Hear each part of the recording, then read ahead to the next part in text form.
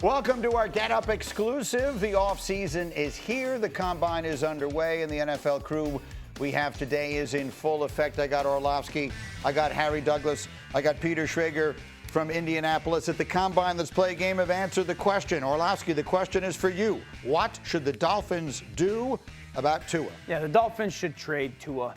Tua had a moment for about 2 years where he was top 5 in many ways playing quarterback in the NFL. But this is the second time now in that organization that he's been essentially benched.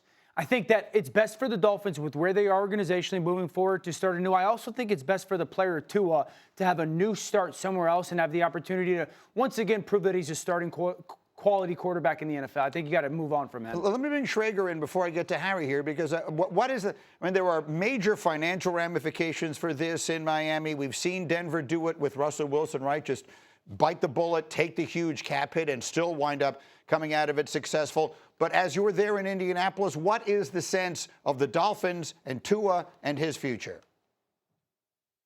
Yeah, the expectation is that Miami is about to undergo a complete reset and a complete rebuild. We saw the early signs of it with the release of Tyreek Hill. I would imagine Tua Tagovailoa is next. Of course, they would rather trade him if they can get anything for Tua Tagovailoa. I think they would listen to those offers, but it also might be cleaner just to absorb the hit, take the pain, and do exactly what you referenced in a Russell Wilson-like deal, and then start anew with a new general manager in John Eric Sullivan, who comes from Green Bay, a new head coach in Jeff Hafley, and Bobby Slowick, who was there last year with Tua, but he will be the one operating the offense this season, not Mike McDaniel, who was Tua's biggest champion there in the building in Miami. So that then leaves us in asking what I think is an interesting question, and I don't mean it disrespectfully, but we understand some of the limitations on the field and obviously some of the injury history here. Do you think there will be a big market, Harry Douglas? If you're an NFL team that needs a quarterback, are you going all in to try and get Tua? I don't think it'll be a big market, but I'm looking at the Arizona Cardinals, a place that he can go with Mike LaFleur's system that he's already thrived in as well, that Shanahan-McVay type system. But also a guy that, when it comes to accuracy, getting the ball out on time, you have some young players over there in Arizona that could really benefit from that as well. And I think the biggest glaring thing is going to be Tua and his health. I think that's going to hinder a lot of people jumping on board to go get Tua to be their starting quarterback. But at the end of the day, if I'm looking at a team, it's going to be Arizona. No one's going to just say, hey, Tua, come start.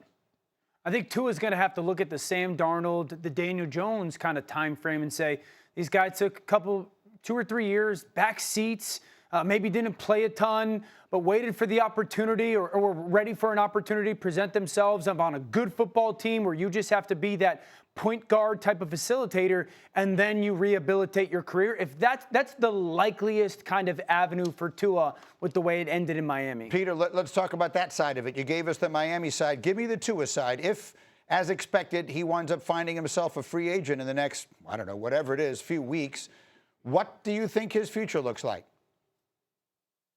I'm interested in it, and there's not a ton of buzz around him. It's more about what's Miami going to do, which is interesting because Tua obviously has been a Pro Bowler and took the team to the playoffs 2 times in his career already and had some good years.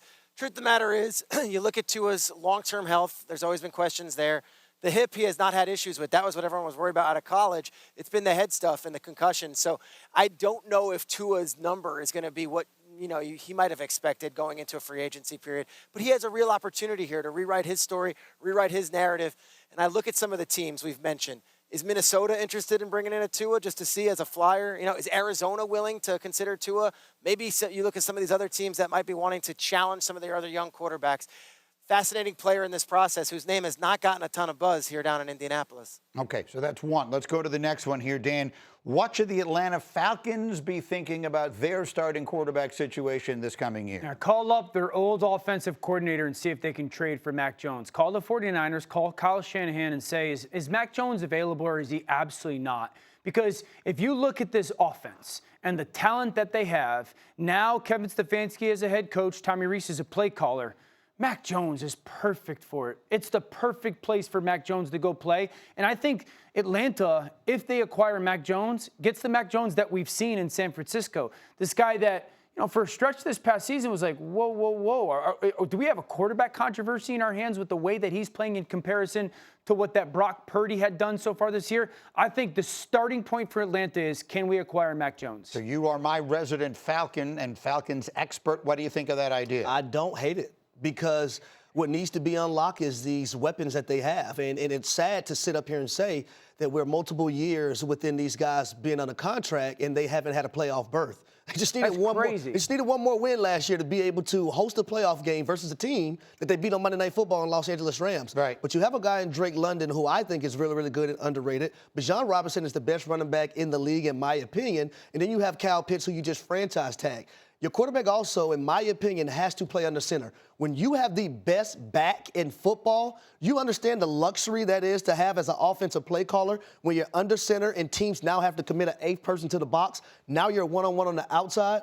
So I think, being able to have someone that can distribute the football but also be available and run play action very, very well. It's an unfortunate state of affairs, Peter, because in the last, 24 months, not even that, the Falcons have both committed huge money to a starting quarterback and used a top 10 pick on another quarterback, and yet here we are saying what they need is a quarterback. So that's a terrible set of circumstances. I haven't heard the name Michael Penix even mentioned in this conversation so far. What are they thinking down there in Atlanta, Peter, and what should we be expecting?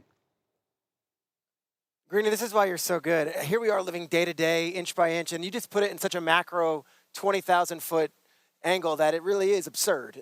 2 years ago, I was here at the Combine, and Michael Penix wowed everyone with that lefty arm and was whizzing passes by me in the corridor, and I'm like, this guy's amazing. And then he goes in the top 8. Months after they just gave a $100 million deal to Kirk Cousins, now they're talking as if neither one of these guys will be with the team. The truth of the matter is this. Matt Ryan comes in. He's going to be a huge voice here. So will Ian Cunningham, the general manager, and, of course, Kevin Stefanski. Of course, the offensive coordinator, Tommy Reese, and I will also add Tanner Eggstrand, who was with the Jets last year as their offensive coordinator. That's going to be the brain trust in Atlanta, and they're going to give Penix a chance. This is a top 10 pick who's under a rookie contract. Don't get it twisted. They're not going to just kick Michael Penix to the curb here. So I believe he will have a real opportunity here. But, yes, they will probably bring in a veteran to challenge him in that room. Yeah, I mean, it's not all that dissimilar to what we've talked about with Minnesota.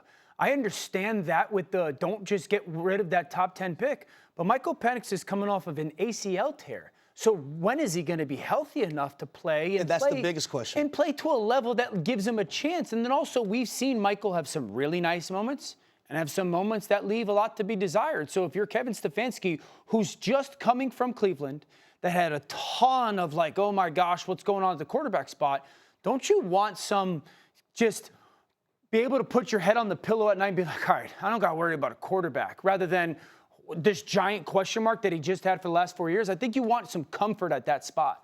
Well, I mean, what are they thinking down there? I mean, you know the ins and outs of that situation better than anybody.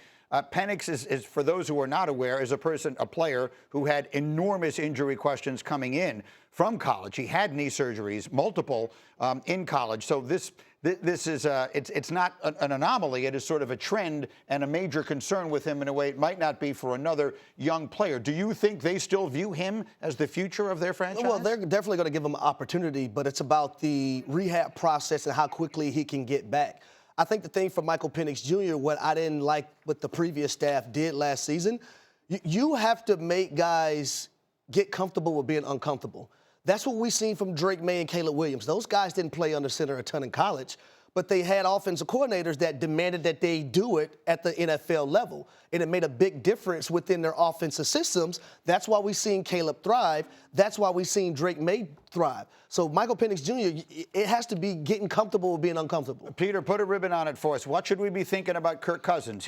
Everything I've seen suggests he'll be on the move. What is the likeliest landing location for him?